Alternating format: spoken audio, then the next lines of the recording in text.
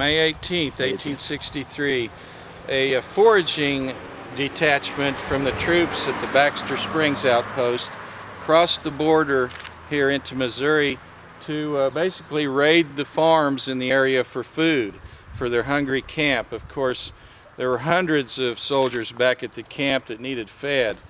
Now the Rader farm it was known to have a good abundance of corn, so they had stopped at the Rader farm gathering this corn. They had stacked their weapons and they were busy loading corn in wagons when suddenly from the woods, possibly most likely from the south there, from those wooded areas towards the cemetery, about 70 Jasper County partisans, Confederate guerrillas, burst out of the woods on horseback, ambushing these Union troops.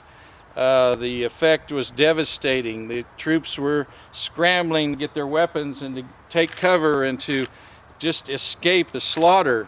The gunfire was just immediate, and it was quite horrendous, as almost half of the soldiers were simply gunned down. They were hunted down like wild animals through the brush. Major Tom Livingston, in charge of the Confederate guerrillas, stated in his report that he chased these U.S. soldiers for about 8 miles, many of them through the brush, attempting to wipe them out. But some did escape, made their way back to the Baxter Springs camp that night, and alerted the camp as to what occurred.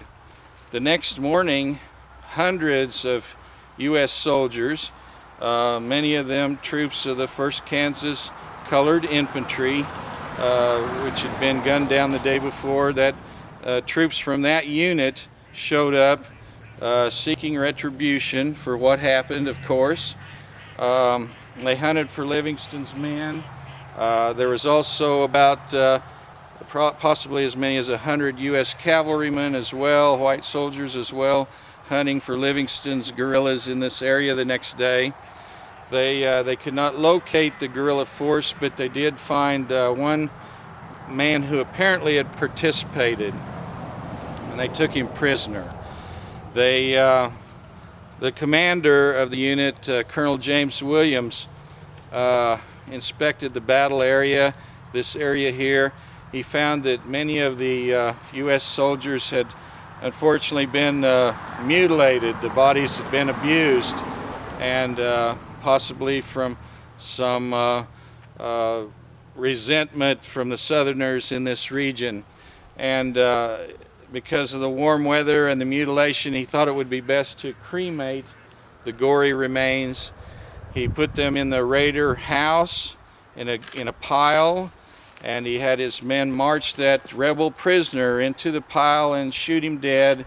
And then the house was lit aflame, and the Rader house burnt down, along with 11 other farmhouses in this area. The Joshua Martin house on this farm here burnt to the ground, and the entire town of Sherwood, Missouri, which was mainly Southern sympathizers, burnt to the ground, wiped from the face of the earth by U.S. soldiers.